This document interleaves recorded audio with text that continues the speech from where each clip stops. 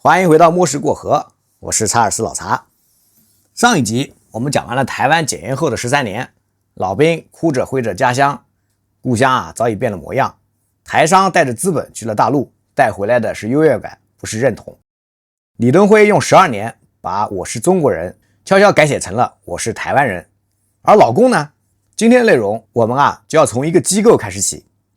它有70多年的历史，是老共对台政策的活化石。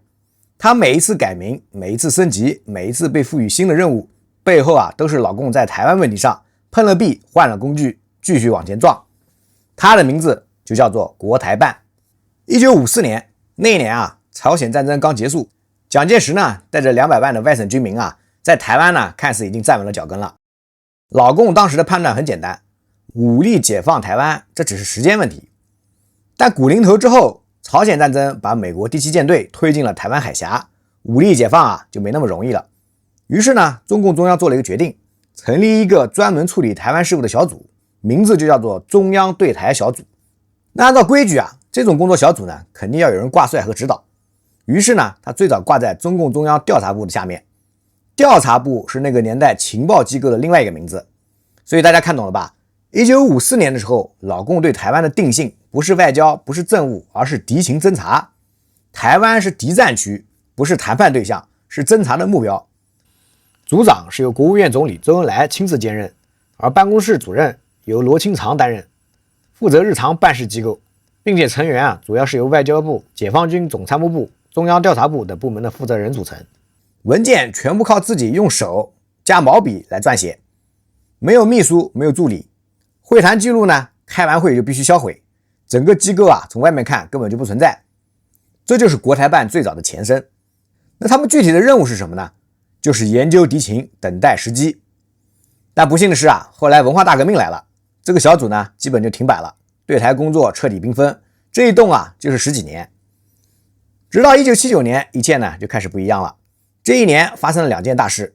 第一件就是元旦那天，全国人大常委会发表了一篇告台湾同胞书上一集呢我们也说过了，措辞突然就变了，不再是解放台湾，改成了和平统一。而第二件事呢，是美国和中华人民共和国正式建交了。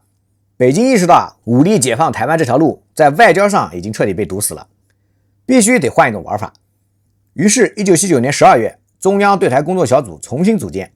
这次挂帅的是2个响当当的名字，组长是邓颖超，也就是周恩来的夫人，党内德高望重。副组长是廖承志，而负责具体办事、协助领导层推进对台政策的有4位骨干人员。第一位是罗清长，也就是刚才我们说过的1954年他就加入了，他是中央调查部部长、中央对台工作领导小组副组长兼办公室主任。杨思德，原总政治部联络部部长，中央对台办主任。徐信，原中国人民解放军副总参谋长。岳美珍，原中央对台办秘书长、副主任，后来俗称4条汉子。这4个人吃住全在办公室，24小时随时待命。廖承志这个人值得我们多说几句他父亲廖仲恺可是国民党的元老，他自己年轻时候在日本流亡，所以和蒋经国2人呢青年时期曾在日本相识，私交不浅。老共找他来主持对台工作可不是随便选的，他们要的就是用私人的关系敲开蒋经国那扇大门。但在廖承志写信给蒋经国之前邓颖超已经先动了。1980年元旦，他组织了对台工作领导小组的第一次会议，就在中南海的西花厅，周恩来生前住的地方。那天会议结束的时候，邓颖超提了一个建议，春节快到了，我们以全国政协的名义给台湾同胞写一封慰问信吧。草稿当场拟出，当场修改，当场定稿。这可不是一封普通的慰问信这是1949年之后大陆第一次用这种方式主动向台湾的普通老百姓开口说话。它不是喊话，也不是威胁，而是拜年。没错，这就是一份春节慰问信。邓颖超知道自己在做什么。他之后呢，也对廖承志说过一句话，对台工作不能只盯着蒋经国，要盯着台湾人民的心。蒋经国那扇门，廖承志去敲，而台湾的人心要用另外一种方式去暖。这就是为什么1980年代初期大陆对台湾的动作同时走2条线，一条呢是秘密渠道找蒋经国谈，一条是公开姿态向台湾的老百姓示好。廖承志上任后第一件事就是他亲自安排把蒋家在浙江分化溪口的祖坟修缮一新。然后托人捎话给蒋经国，经国，你家祖坟我帮你修好了，你要不要回来看看？廖承志托陈香梅捎话之后，蒋经国收到了消息，他没有公开回应，但私下的他让人把话带回去，知道了，就这几个字。但廖承志呢没有气馁。1982年他做了一件更大的事，他亲自写了一封公开信，是写给蒋经国的。信里的语气不是政治声明，更像是两个老朋友之间的私信。他称蒋经国为经国无弟，提起当年在苏联留学时的往事，提起两人共同认识的老朋友，然后说岁月不居，来日苦短，夫人之情莫过于乡情亲情。言下之意就是说你我都老了，台湾的问题呢是时候该谈一谈了。这封信在两岸都引起了巨大的轰动。那台湾这边什么反应呢？蒋经国并没有公开回信，但国民党的宋美龄替他回了一封，语气冷硬，措辞严厉，大意就是你这是统战把戏，免谈。廖承志的经国无弟就这样碰了一鼻子灰。1年之后，廖承志呢去世了，他到去世也没能得到蒋经国的那扇门打开。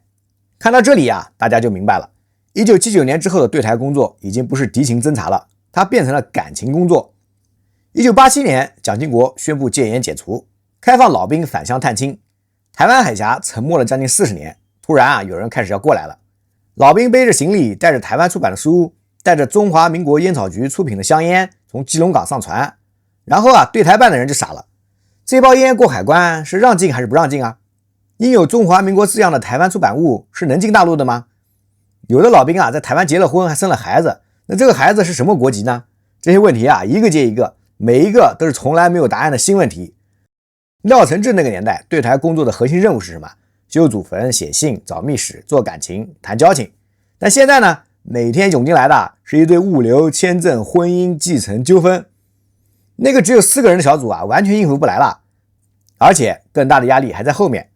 1990年代，台商开始大批西进，台湾的人均 GDP 是大陆的好几十倍，台商拿着新台币在大陆开厂、雇工、签合同，两岸贸易额年年创新高。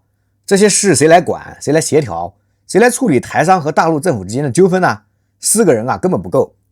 老查给大家讲一下那个年代的真实处境台商去大陆看厂，钱赚到了，但麻烦也来了。最常见的问题是什么？那就是合同纠纷。台商和大陆的工厂签了合同，对方如果违约了，那台商去告，找谁告呢？找法院。法院说你是外来投资者，程序复杂，你得慢慢等等了半年没有结果，台商就去找国台办投诉。国台办说我们协调，可协调了一圈呢，地方政府说你这是商业纠纷，不归我们管。最后呢，那很多台商钱要不回来，只能认亏走人。但很有意思的是这些台商呢亏了钱骂了娘，第2年他还是回来了，因为利润实在太高了。所以国台办当时处理台商的投诉有一个潜规则，就是要摆平，但不能摆得太快。摆得太快呢，台商觉得大陆很好做生意，胆子就会越来越大，要求就会越来越多。摆得慢一点，台商呢还感激，但又不会走。这个分寸就是那个年代国台办最难拿捏的事。一个招商引资办公室，同时还要控制着投资者的预期，这种矛盾在国台办成立的第1天就没有解决过。但后来彻底变了方向，因为时代变了。1990年代，台湾是大陆的金主，台商来大陆是施恩，国台办端着是有资本可以端着。但进入2000年代之后，大陆经济开始起飞了，台湾的优势一点点缩小。到了2010年代局面已经反过来了，大陆不需要台商的钱，大陆需要的是台湾的人心。于是国台办的姿态开始变，从你来投资我给你便利，变成了你来生活我给你待遇。从处理纠纷变成了主动派糖，惠台31条，惠台26条，一批批的发，居住证、就学名额、就业机会全都给。之前想必有一些影片大家也看过了有些机构呢甚至帮台湾的人民去办大陆的身份证是真的身份证不是暂住证。端着的那张手放下来了，但台湾人看着这只突然伸过来的手，第一反应不是感激，而是你为什么突然对我这么好呀？你这是统战的新方法。而且1988年之前，老共处理台湾事务靠的是什么？就是那个藏在党内的中央对台工作领导小组办公室，党的机构命运运作不对外。但1987年之后，台商来了，老兵来了，两岸贸易了，这些事不是党内的内部事务是政府要处理的行政问题。签证怎么办呀？纠纷谁来管呀？台商的投资怎么审批呀？党的机构没有这个权限，也没有这个编制呀。所以1988年9月，国务院专门新设了一个机构，国务院台湾事务办公室正式成立，第一任主任就是丁关根。丁关根可是曾经的铁道部部长，这个细节让人忍不住想笑。对台的工作找一个管铁路的当头，但如果我们仔细想一想其实非常合理，因为那个年代台湾问题突然从政治敌情变成了一堆运营管理的问题，找一个懂运营的人来完全没毛病。但这里有个更深的信号，老共当时的逻辑是经济融合能拉近两岸的距离，你来我这里赚钱，你就会慢慢觉得这里也是家，贸易额越高，统一就越近。所以找铁道部部长来管对台工作，对台办在那一刻本质上变成了一个招商引资办公室，这是政府的机构，可以公开运作，可以发文件，可以和台湾的民间团体打交道。于是出现了一个奇怪的局面，党里有一个对台办，政府上也有个对台办，两套人马两个系统处理的却是同一件事，日常事务归国务院台办，经贸往来归国务院台办，政策方针秘密渠道高层往来归中央的对台办。一开始分工还算清楚，但时间一长，两边的工作开始大量的重叠。同一个台湾来的人，这边刚接待完，那边又要接待一次，同一份文件，这边刚批完，那边还要再重新批一次，效率极低，协调极难。于是1991年发生了一件理所当然的事情，中央对台工作领导小组办公室和国务院台湾事务办公室合并了，一套人马两块牌子，对外根据场合换名字用。跟台湾的政党谈事情用中共中央台湾工作办公室的名义，跟在大陆投资台商打交道，用国务院台湾事务办公室的名义。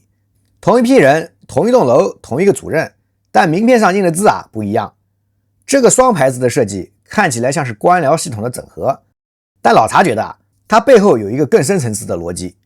其实老共从来就没想清楚台湾问题到底是什么问题，是政治问题吗？是经济问题？是党的问题？还是国家的问题？是要打的还是要谈的？两块牌子其实就是两套逻辑在同时运行，他们没有矛盾，因为从来没有人真正统一过答案。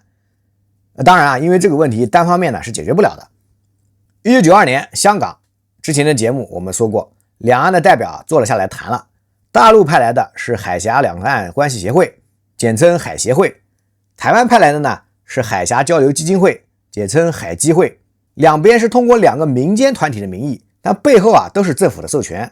他们所有讨论的核心问题其实就只有一个中国到底是什么意思？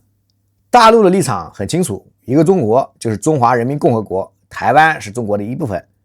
台湾的立场也很清楚，一个中国是说的是中华民国，大陆是中国的一部分。很明显两边说的是完全相反的两件事，但两边都说一个中国，那该怎么办呢？双方达成了一个老查觉得历史上最聪明也最危险的协议，各说各的，不挑明不争论。大陆也说一个中国，台湾也说一个中国，但一个中国是什么，各自表述，你不要问也不要答。这就是后来被称为92共识的过程。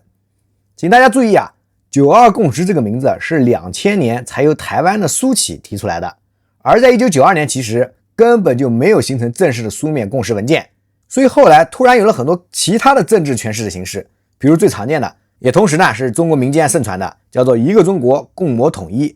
这些可不是当场谈判的文本内容这是完全后面的人自行添加的。所以1992年谈的时候根本就没有92共识这4个字的文件名或档案名，甚至台湾方面后来就一直争议当年到底有没有达成什么共识民进党的立场当然是说没有，那不过是国民党自己的一厢情愿。这个争议延续到今天。但不管有没有共识，1992年香港会谈之后，两岸都选择了向前走。1993年在新加坡，古正甫和汪道涵握手，那张照片全世界都看到了，两个老人西装笔挺，握手微笑，背后是44年的隔绝和一个故意没说清楚的共识。模糊是他们唯一能走到一起的方式，但模糊也埋下了后来所有争议的种子。因为每当两岸局势紧张，两边就开始争，你当年同意的是我说的那个意思不对，我当年说的是我这个意思。一个从来没有说清楚的协议成了两岸关系里最重要也最脆弱的地基。好，现在我们来看看对台办这个机构里那些做过主任的人。我们不是来背履历我们要看的是每一任主任被选中时背后反映的是什么信号。因为在中国的政治系统里，人事就是政策，谁坐那把椅子就代表中央当时最想用什么样的工具来对付台湾。1991至1997汪兆国的谈判年代，汪兆国上任的时候两岸关系处于一个罕见的蜜月期，刚才我们也说了，1993年在新加坡，古振甫和汪道涵握手，这是两岸隔绝44年后第一次官方授权的正式接触。双方签了4个协议，那4个协议签的是什么？根本不是什么统一，也不是什么政治，是最务实的东西。挂号信怎么互寄啊？文件公证怎么互认啊？两岸人民往来的身份证怎么处理啊？听起来很琐碎，对不对？但大家想想，在那之前，两岸之间可是连一份挂号信都没办法证实互寄的。这4个协议就是44年隔绝之后第一次有人坐下来认真处理两岸老百姓最基本的生活问题。台湾民间的反应是什么？大多数人是松了一口气，不是因为统一近了，而是因为哎呀，终于可以好好寄信了，终于可以让文件被承认了，终于两岸之间呢有了一点点正常人之间的往来。但也有人坐立不住了，比如民进党的支持者还是走上了街头去抗议，他们举的牌子上写着今天谈文书，明天谈统一。他们担心的不是那4个协议本身，他们担心的是这扇门一旦打开就再也关不上了。事后来看这2种反应都没错，门确实打开了，但走进来的并不是统一，而是更多的台商、更多的贸易和更深的矛盾。镜头前2个老人握手的画面传遍全世界，那一刻很多人以为两岸要和解了，但很可惜在汪兆国的年代并没有善终，就如在他之前和就如现在一样。而1995年李登辉去了美国康奈尔大学发表演讲，老共大怒，在台湾海峡呢打了导弹，古汪会谈就此中断，那个蜜月期也就这么结束了。汪兆国后来就被调走了，升迁去了别的岗位，但他留下来的是一个已经搭好框架但没能用起来的谈判机制。于是2000年至2008年陈云林接手，他是经济派的执行者。陈云林刚接手的时候台湾当局已经是陈水扁的年代，两岸关系是冰冻期。但陈云林最出名的一幕不是在北京，而是在台湾。因为2008年马英九刚上台，国民党再次拿回执政权，陈云林以海协会会长的身份访问台湾，这可是自1949年以来大陆最高级别官员第一次踏上台湾的土地。台湾街头有人夹道欢迎，有人拉白布抗议，抗议者甚至冲到他下榻的饭店门口高喊口号，警察在饭店门口拉起了封锁线。里面呢，陈云林在用餐，外面台湾的民主游行正在运转。那一幕其实已经说明了很多问题了。老共派来的人级别够高，诚意够足，但台湾的街头可不是北京的会议室。那几天台湾的新闻媒体全程直播，陈云林所到之处，抗议人群如影随形。他去拜会台湾官员，门口有人举牌；他去参观景点，沿路有人高喊口号；他下榻的饭店晚上灯火通明，抗议者在门口彻夜守候，敲锣打鼓不让他睡觉。台湾媒体的报道分成2种腔调，蓝营的媒体说这是两岸历史性的一步，不要被少数激进分子给破坏；而绿营的媒体说台湾人民用行动告诉北京，我们不欢迎你们。而且最戏剧性的一幕发生在一家餐厅的门口，陈云林进去用餐，抗议者在外面高唱台湾爱国歌曲。餐厅里有人为了不让陈云林听到抗议声，临时找来了乐手在包厢外演奏音乐来盖住声音，里面丝竹管弦，外面怒吼震天。这个画面被全程拍了下来，在台湾各大媒体反复播放。而北京的反应呢，官方媒体对抗议的部分几乎只字未提。新华社的报道通篇都是历史性的会面，两岸关系重要里程碑，而那些在街头怒吼的台湾人在北京的叙事里完全没存在过。但是台湾人自己知道，因为那几天发生的事他们全看见了。一个大陆来的官员，台湾的蓝营政府需要用音乐声来掩盖窗外的抗议，这件事本身已经说明了太多问题了。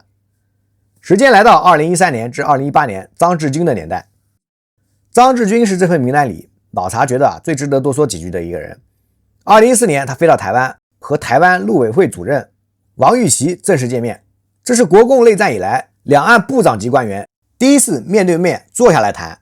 那一天2个人的握手照片又登上了全球各大媒体的头版，很多人说两岸要翻篇了。但就在那一年，台湾发生了一件事，学生冲进了立法院，太阳花学运开始了。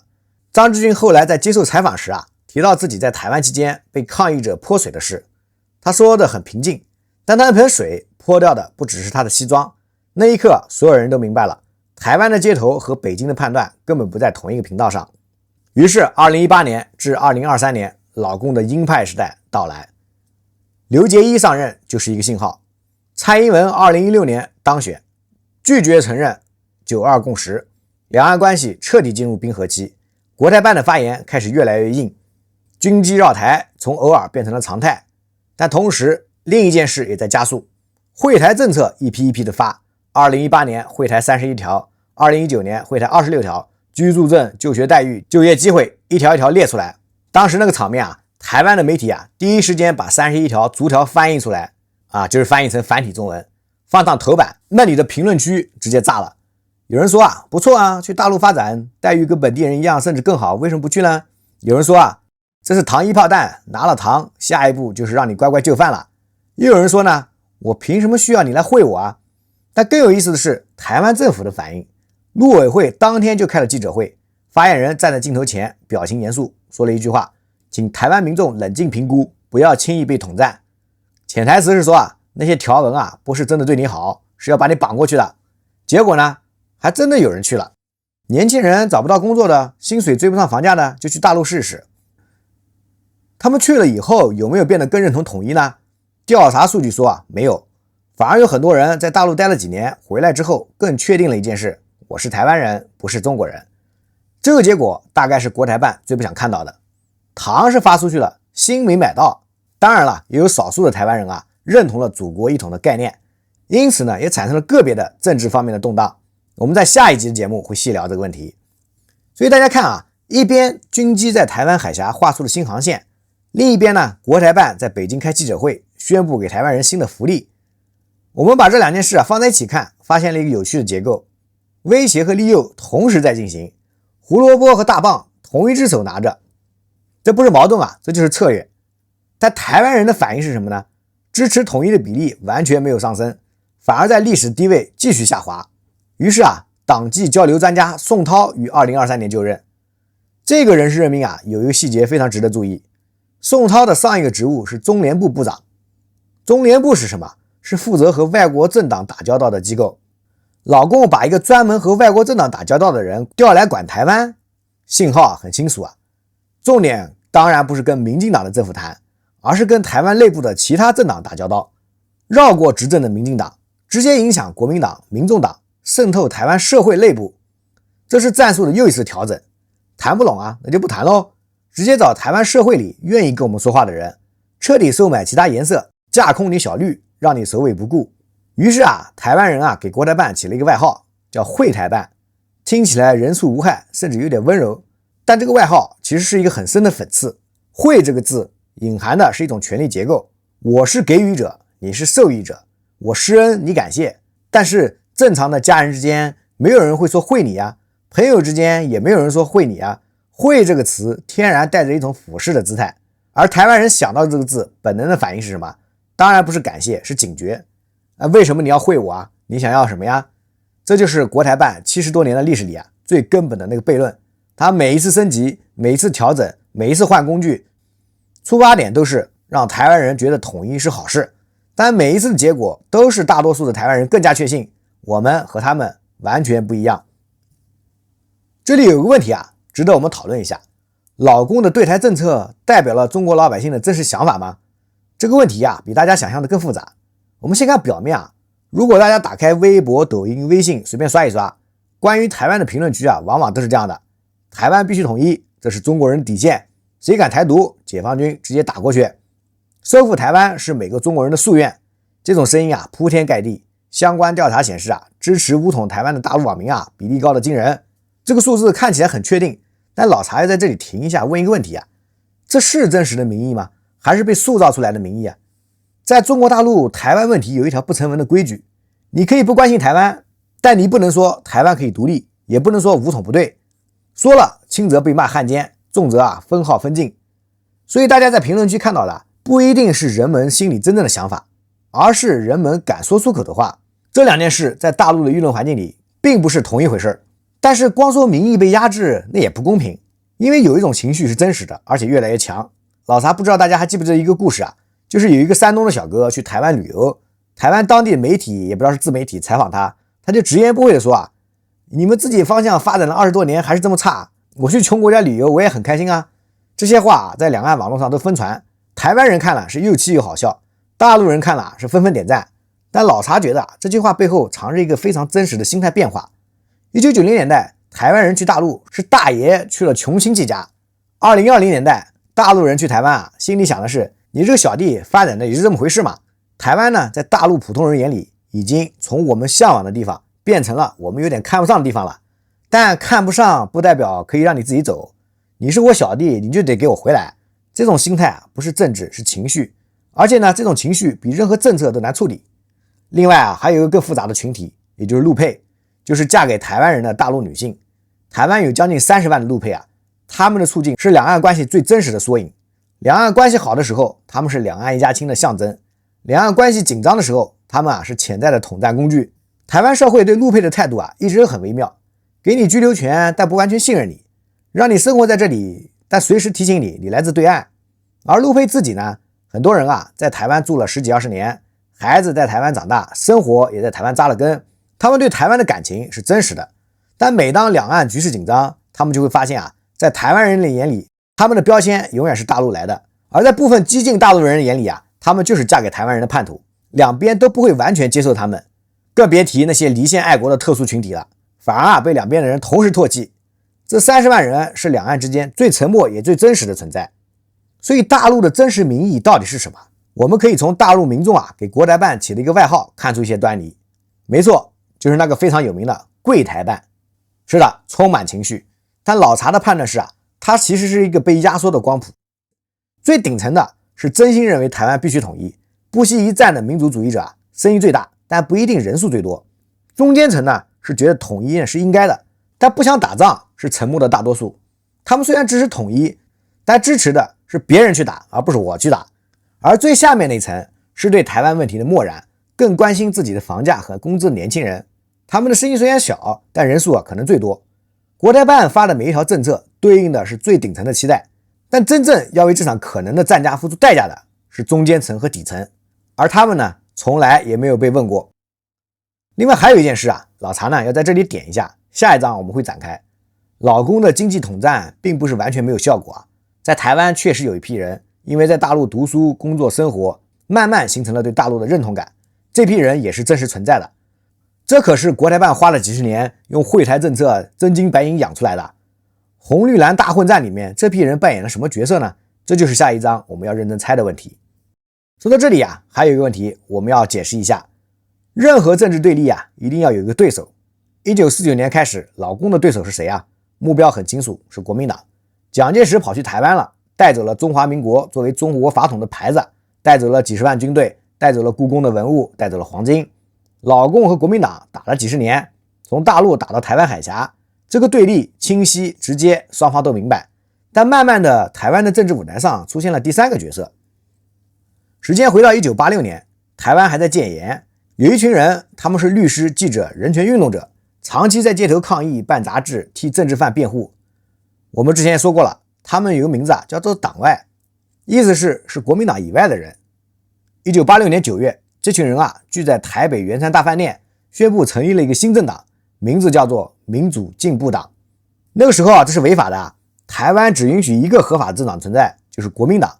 成立新政党理论上可以被抓，但他们还是宣布了。蒋经国知道这件事以后，并没有下令逮捕，他说了一句话，大意是时代在变，潮流在变，国民党也必须改变。1年之后，他就宣布了解严，民进党就这样从违法走向了合法。老蔡在这里啊要特别说一句啊，很多人以为民进党从一开始就是台独党，这是个误解啊。民进党的起点不是为台独而生的，它的起点是反对国民党的威权统治，真的是民主，真的是普通人说话的权利，真的是不被抓、不被关、不被消失的基本保障。台独呢，那是后面的事。那民进党和老共有关系吗？一开始还真有，而且还很微妙，因为国民党打压民进党嘛，国民党又同时对付老共，于是出现了一个奇怪的结构，这民进党和老共有一个共同的敌人是国民党，敌人的敌人不就是朋友吗？北京当时还真这么想过。1980年代末，老共的统战系统啊，开始悄悄接触过民进党内的温和派，双方私下见面试探还摸底。民进党里啊，甚至有人被邀请去北京访问。北京当时的算盘是，无论谁执政台湾，我都要有影响力。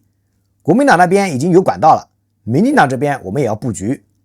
但这种关系呢，很快就破裂了。1991年，民进党通过一份文件《台独党纲》，白纸黑字写明了目标，建立一个主权独立的台湾共和国。看到这份文件啊，判断立刻改变，这不是可以拉拢的对象，这才是必须对付的对手。从那一刻开始，民进党在老共的眼里有了一个固定的标签，台独势力的政治代言人，而民进党也慢慢接受了这个标签，并且把它变成了选票，才有了今天的局面。所以啊，很难不说红绿才是亲兄弟，互相成就的好伙伴啊。现在我们看懂了一件事，老共在台湾其实同时面对两个对手，一个是老对手国民党，打了几十年，彼此了解，偶尔还能坐下来谈谈，在一中问题上还可以扯扯皮。一个呢是新对手民进党，意识形态完全对立，根本就没有历史渊源，谈判的渠道几乎不存在。这就是为什么宋涛来了以后，第一件事就是绕开民进党政府，直接找国民党和民众党打交道，因为和民进党根本就没有门。而在进入了2020年代，这两个对手加上北京自己，在台湾的政治舞台上形成了一场三方混战。这一场混战，我们下一章会继续猜。所以如果我们回头看老共这70多年的操作啊，1954年藏在情报系统里，任务是研究敌情，等待时机。